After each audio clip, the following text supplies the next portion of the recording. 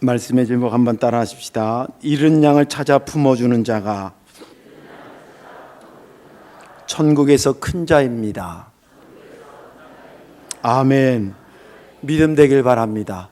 또 그렇게 큰 자가 천국에서 되어지기를 바랍니다. 제가 저쪽 교회에 있을 때에 오래전 이야기인데 한 분을 여자 성도님을 전도를 했습니다. 그 여자 성도에게는 두 아들이 있었는데 큰 아들이 자폐아였습니다. 자폐도 뭐 여러 분류가 있는데 걔는 운둔형 자폐가 아니라 활동성 자폐입니다. 그래서 지 혼자 막 돌아다니는 거예요. 아무 집에도 들어가고 막 이런 겁니다. 그리고 동네에 슈퍼가 있었는데 슈퍼에 들어가면 그냥 물건 막 가지고 갑니다. 그러니까 이 슈퍼 아줌마하고 걔 엄마하고 협약을 맺어가지고 아들이 가져가면 적어놔. 그래서 월말 정산해요. 그러니 얼마나 마음이 심란하겠어요. 그래서 이제 그분을 전도하면서 성도님이 살아야 애도 살고 가정도 삽니다. 마음이 심란하지요. 심란한 걸 계속 끌어안으면 당신 죽어요.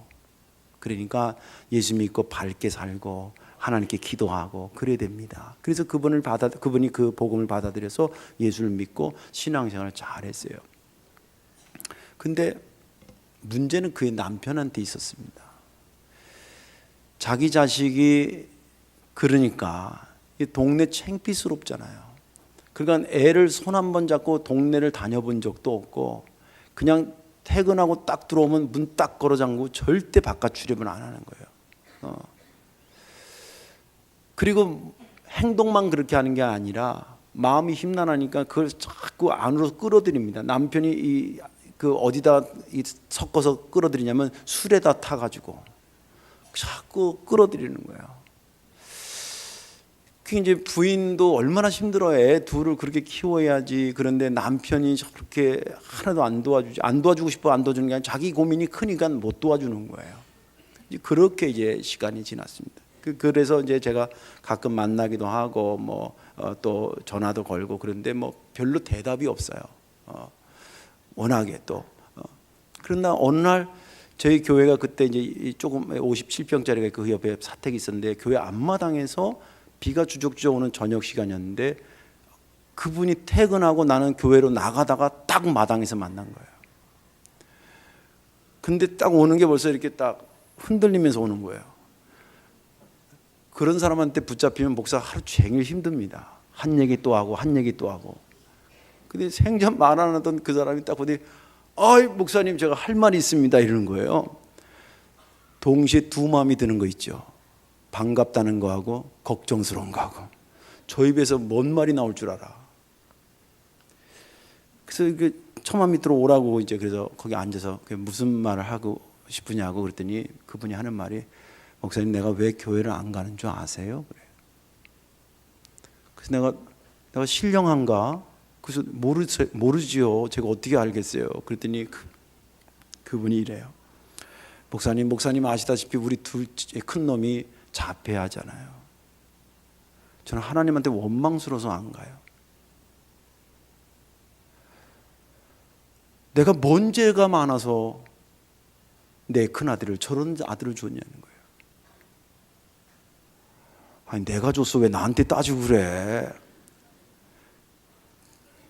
근데 제가 할 말이 없더라고요.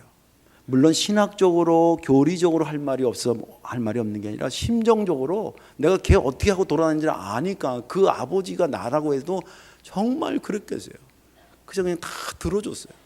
한 15분 정도 이렇게 이야기를 쭉 들어준 다음에 아무개 아빠 저도 왜 그 애가 그 집에 첫 아들로 태어난지 모르겠어요. 그렇지만 내가 분명히 드릴 수 있는 거는 내가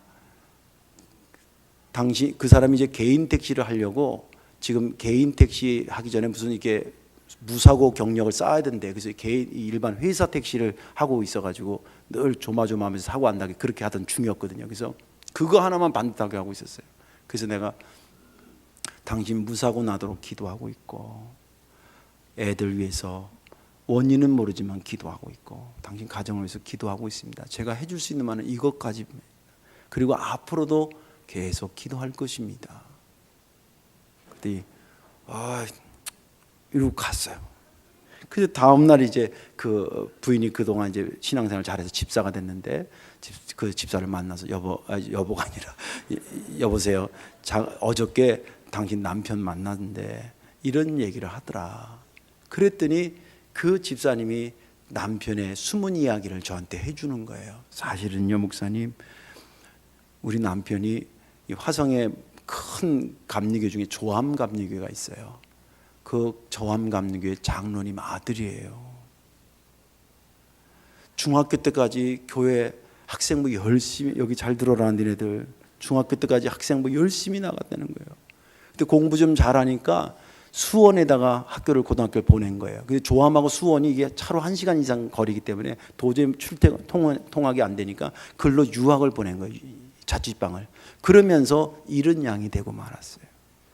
그리고 고등학교 졸업하고 군대 갔다 오고 직장 들어가면서 결혼하면서 그런 애가 나오니까 계속 안 가고 있던 중에. 그래서 집사님, 기도해야지 우리가 별 수가 있겠어요.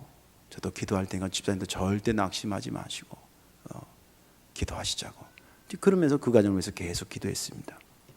어느 날 주일 예배를 드리려고 그랬는데 그 남편이 왔어요. 이 부분에서는 여러분이 아멘을 좀 크게 해주셔야 돼요. 예. 근데 우리 교인들이 그때 한 150명 정도 모였을 텐데 다른 교인들은 예배 중에 하나도 안 보이고 그 사람만 보이는 거예요, 나한테는. 그리고 얼마나 가슴이 뭉클뭉클한 거예요. 그게 그 사람을 위해서 기도한 지 14년 만에 된 거예요. 그 사람이 찔긴지 내가 찔긴지 모르겠습니다만은 아무튼 14년 만에 교회로 왔어요. 그리고 신앙생활을 잘 하고 있었어요. 제가 오기 전까지 올 때에 그는 이미 한 2년 전에 집사가 돼서 신앙생활을 잘 하고 있었는데 오늘 내가 간증을 해야 되는데 제가 1년 반 정도 못 봤잖아요. 그래서 어저께 확인 전화를 했어. 그러니까 오늘 간증 100% 순수한 겁니다. 따끈한 간증이니까 그대로 받아도 돼요. 제가 전화해서 집사님 잘 계시고, 어이 목사님 어쩐 일이죠? 막 그래요. 택시 잘 모시고, 네, 잘 있습니다. 요새 교회 잘 나가죠? 아유, 그럼요. 교회 잘 나가죠. 내가 왜 전화한 줄 알아요? 내일 집사님 간증할 거거든. 근데 나 없는 사이에 1년 동안 교회 안 나갔다면 간증 안 하려고. 아유, 제가 교회는 나가지. 근데 제 간증이 뭐 부끄러워서 할 게 있나요? 알았어요. 그리고 끊어서 확인 전화하고 하는 간증이에요. 잃은 양을 찾아 품어주는 자가 천국에서 큰 자입니다. 오늘 본문에 있는 말씀은 잃은 양 찾는 비유가 들어가 있는 본문입니다. 이 잃은 양에 대한 본문은 병행구까지 하면 한 3군데에서 나오고 비유로는 누가복음과 마태복음 오늘 읽은 데에 나옵니다. 그런데 이것은 독립적으로 해석할 수 있는 비유이기도 하지만 사실은 이걸 얘기하기 위해서 얘기가 시작된 건 아니었습니다. 제자들이 지네끼리 누가 크냐라고 막 이러다가 예수님한테 점잖게 말을 좀 바꿔서 말하기를 천국에서는 누가 큽니까? 이렇게 물어본 거예요. 근데 그 질문을 딱 들을 때 주님이 벌써 이미 마음이 상했어요. 거의 이 사역이 이제 예수님의 사역의 3년 동안의 사역 중에 중후반으로 넘어가고 있는 사역인데 이제 좀 깨달을 만한다. 제자들의 머릿속에 늘 누가 우선이냐는 거예요. 지네도 점점 예수님이 뭔가 예루살렘으로 갈 것 같고 뭔가 한 자리 하실 것 같은데 서열을 안 정해 주시네. 베드로 1번, 요한 2번, 3번 야고보, 4번 뭐 이렇게 쭉 서열을 정해주면 딱 하는데 서열을 안 정해주니까 서열을 좀 빨리 정해줬으면 좋겠는데 그 말을 직언하기에는 너무 좀 송구스러운 거예요. 그래서 딱 말을 바꿔서 천국에서는 누가 크지요? 이렇게 묻는 거예요. 그러니까 주님께서 난데없이 옆에 있는 어린아이 하나를 불렀습니다. 그리고 당신의 무릎 앞에 딱 세우더니 이 아이를 통해 2가지를 얘기합니다. 너희들 천국에서 큰 사람이 그렇게 궁금하니? 이 어린아이처럼 자기를 낮추는 자가 천국에서 큰 자야.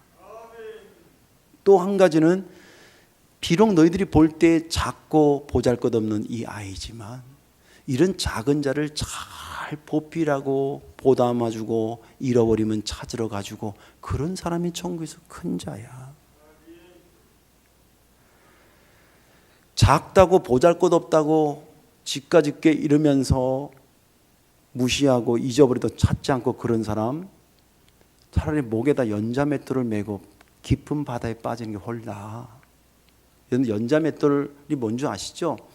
집에서 이렇게 콩 가는 맷돌을 연자맷돌이라 안 그래요. 소나 말한테 걸어가지고 하는 거 저도 봤는데 한 지름이 한 제 키 정도 돼요. 이런 거 엄청 무거워. 그거는 걸렸다 그러면 그냥 들어가시면 못 나오셔요. 물에 들어가면.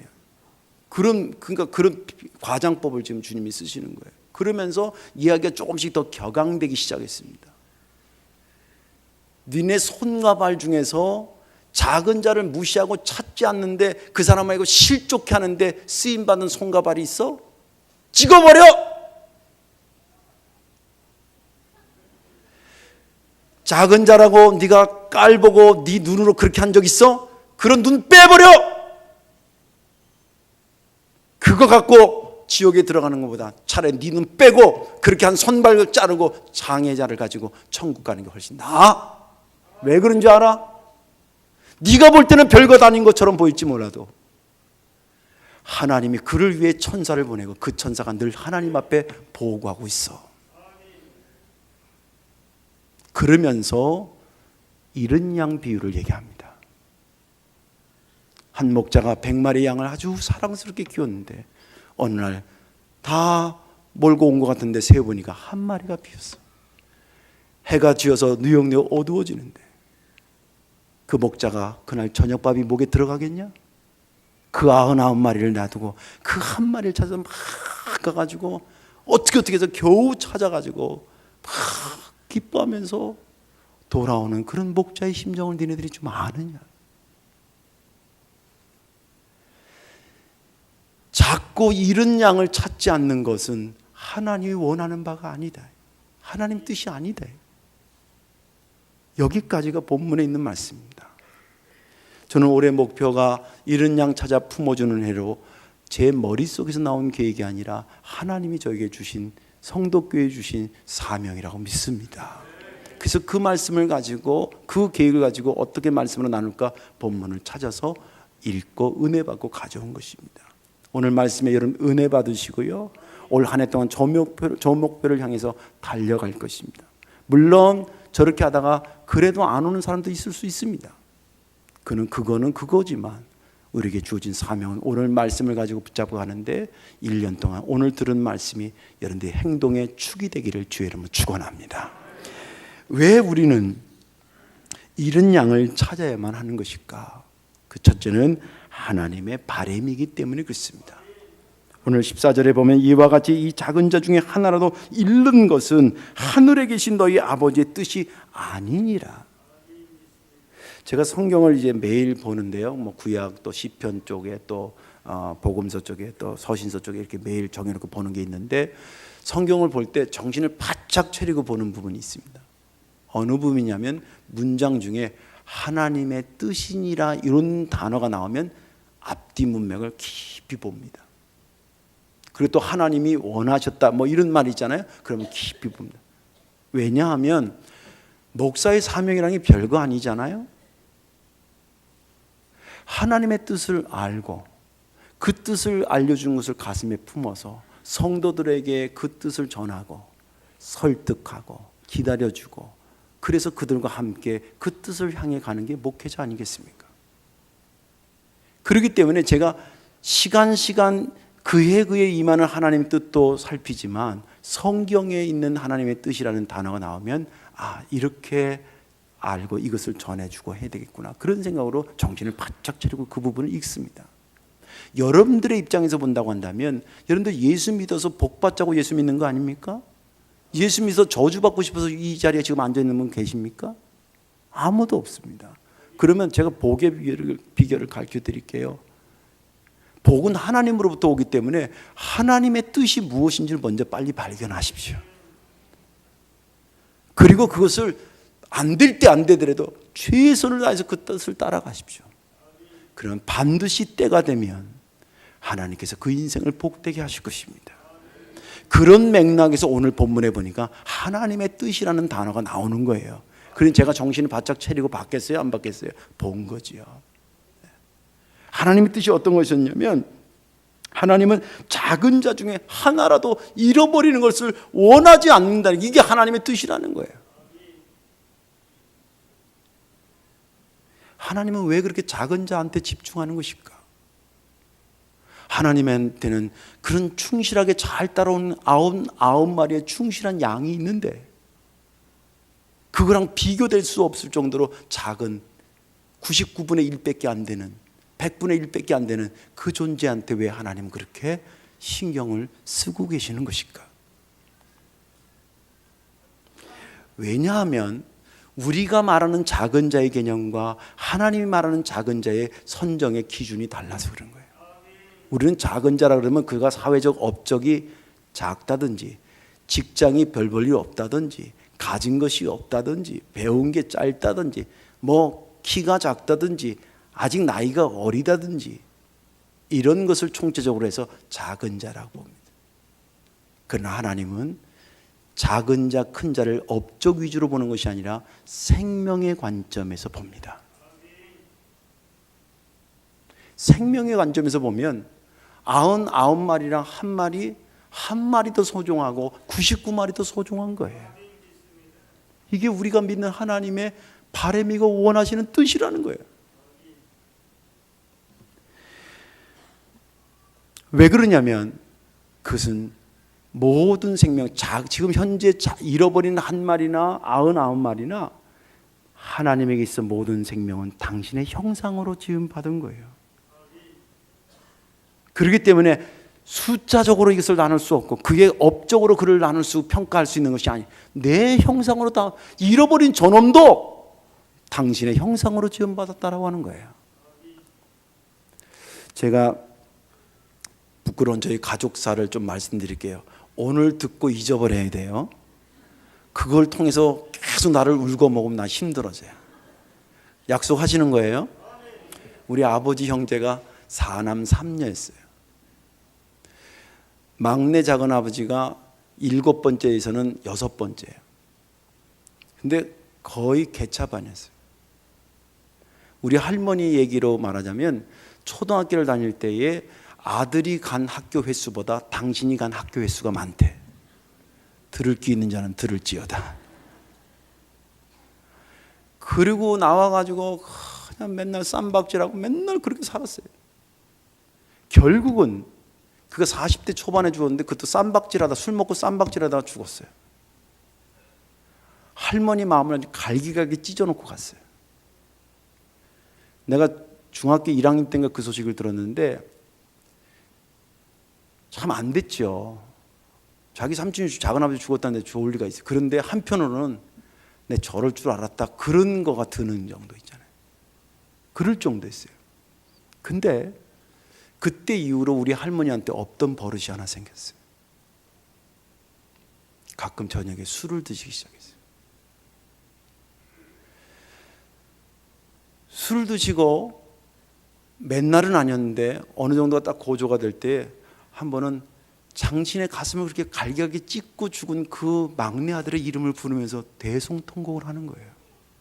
아니 우리 생각에는 속 시원할 것 같은데, 알른이가 빠졌을 것 같은데 우리 할머니의 마음은 그러지 않았었나 봐요.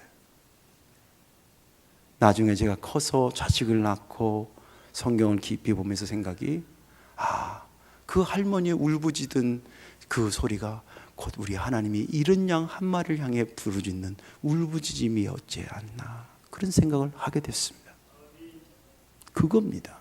그것이 가능한 것은 생명의 관점에서 보기 때문에 그렇습니다. 나머지 우리 작은아버지 외에 나머지 형제들은 그런 대로 그때 사회 역할도 하고 사는 것도 그런 대로 살아서 막내 작은아버지보다 비교해보면 훨씬 나은 자식들이에요.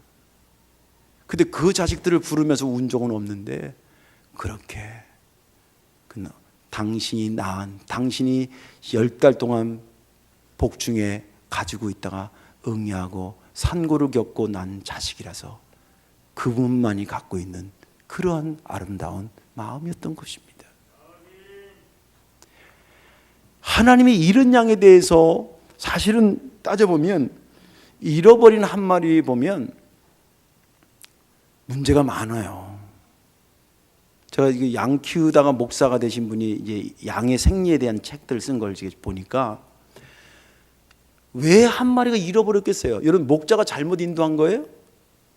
아닙니다. 그럼 99마리는 어떻게 우리 안에 들어갔어?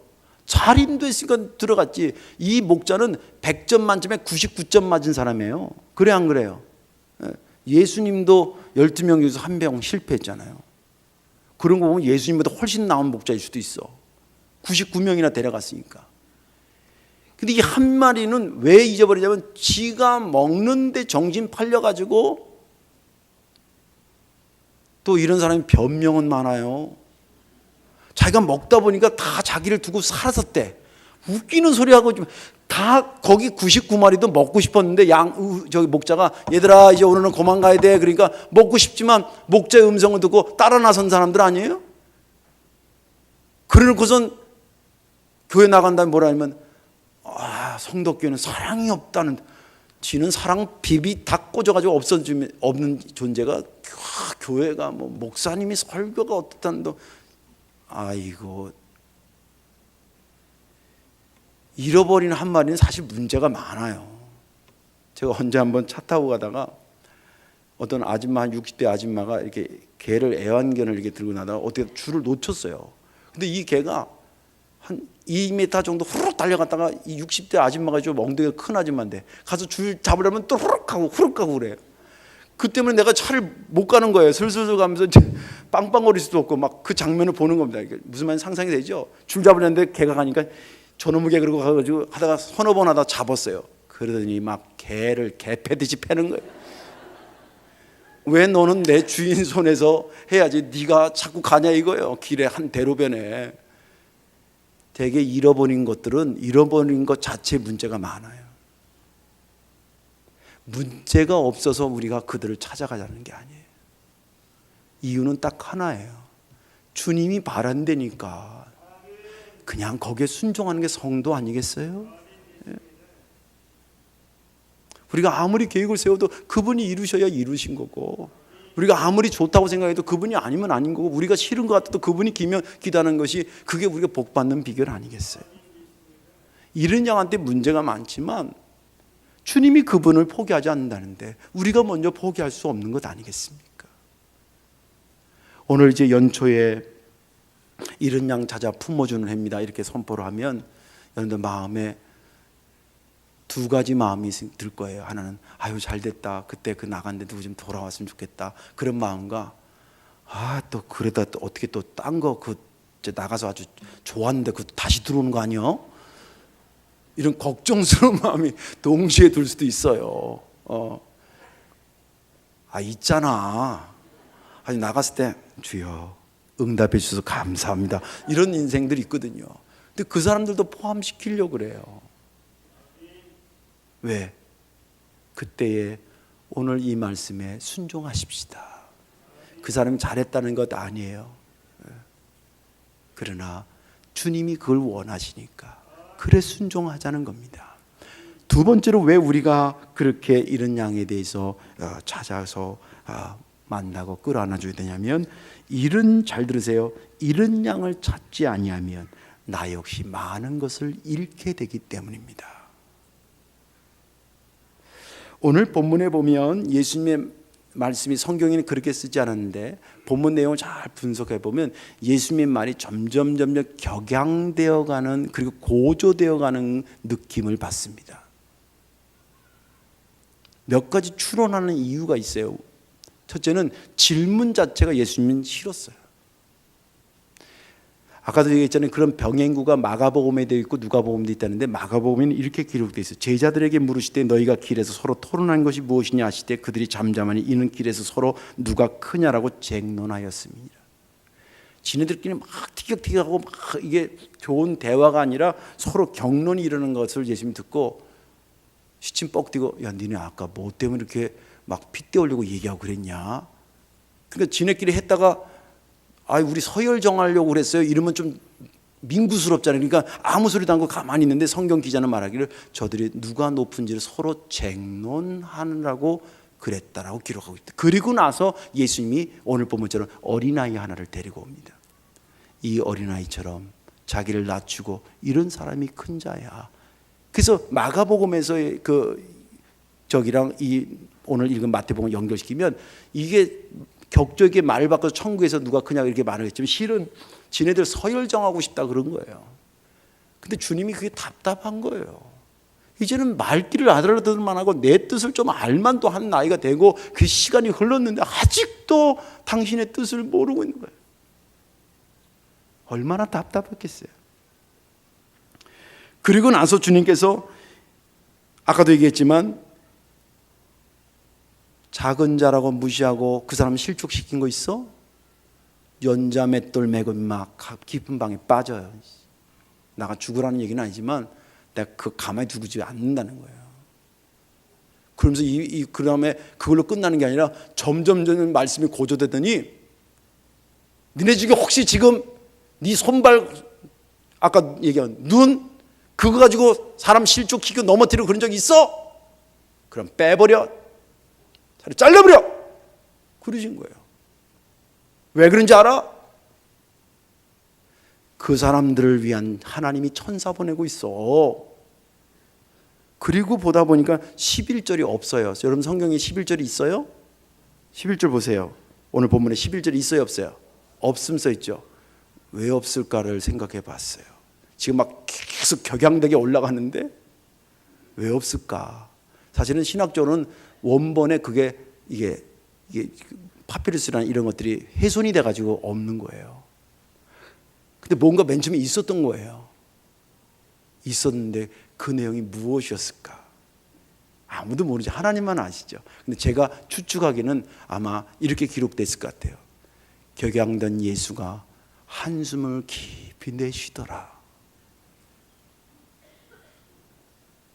그러면서 12절에 야, 이른 양 한 마리에 대한 비유를 하시는 거예요. 주님이 왜 그 이른 양에 대한 것을 찾지 않는 것을 작은 자라고 무시하는 것에 대해서 막 그렇게 격양했냐면 당신이 3년 동안 키운 제자들이 그런 이른 양을 찾지 않으면 그들이 갖고 있는 모든 것을 이룰 수 있는 가능성이 높기 때문에 안타까워서 격양하셨던 거예요. 쉽게 얘기하면 당신은 당신의 제자들이 잘 됐으면 좋겠거든. 오늘 본문을 보면 이른 양을 찾지 않고 작다고 무시하고 그러면 뭘 잃어버리냐면 첫째는 천국에서 클 가능성을 잃어버리는 거예요. 천국에서 클 자가 될 수 있는 가능성을 잃어버리는 거예요. 두 번째는 겸손하게 낮아질 가능성을 잃어버리는 거예요. 그리고 무엇보다도 이른 양을 찾고 싶어하는 하나님의 뜻을 잃어버리는 거예요. 하나님의 뜻을 잃어버린 교회가 무슨 의미가 있습니까? 하나님의 뜻을 잃어버린 목사가 무슨 의미가 있겠습니까? 하나님의 뜻을 잃어버린 성도가 무슨 의미가 있겠습니까? 아버지를 무시하는 자식을 이해할 수 있습니까? 선생을 무시하는 제자를 이해할 수 있습니까? 이른 양을 찾지 않는 것은 그에게 많은 것을 스스로 잃는 결과를 가져오기 때문에 이른 양을 찾으라 그런 것입니다. 이제 말씀을 정리합니다. 우리는 작년에 박수를 치면서 저 교회 앞에 두 기념비를 세웠습니다. 하나는 힘드시죠. 하나님 품으로 돌아오십시오.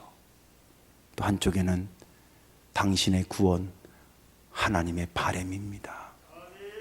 돌에 새긴 거는 영원히 잊지 말자고 거기다 새기는 것입니다. 그냥 앞에 조경을 아름답게 갖기에는 인테리어 차원에서 세운 것이 아닙니다. 특히 하나님의 말씀은 아무데나 그렇게 치장하려고 써붙이는 것이 아니잖아요. 그 말씀과 올해 이 이른 양 찾아 품어주는 해에 이 목표와 잘 연관시켜 보십시오. 그럼 새로운 은혜가 임할 것입니다. 올해 아무쪼록 여러분들을 통해서 이런 양이 다시 주님의 품으로 돌아오는 그런 거룩한 역사가 이루어지기를 주의 이름으로 축원합니다. 기도하겠습니다. 존귀하신 아버지, 감사합니다. 올해 우리에게 이른 양 찾아 품어주는 은혜로 목표를 주셔서 저희들이 오늘 말씀을 통해 은혜를 받았습니다. 우리가 볼 때는 작디 작은 보잘것없는 존재이지만 하나님은 그를 생명으로 보기 때문에 하나님에게 그렇게 소중한 존재였음을 다시 깨닫게 하시니 감사합니다. 자비하신 아버지, 우리 그동안 성도교회를 통해서 혹시 나간 사람들이 있으면 주님, 우리가 찾아가기 전에 주님 저들의 마음을 먼저 어루만져 주셔서 생명의 족보에 올라가는 역사가 다시 쓰여지게 도와 주옵소서. 예수님의 이름으로 축복하며 기도하옵나이다. 아멘.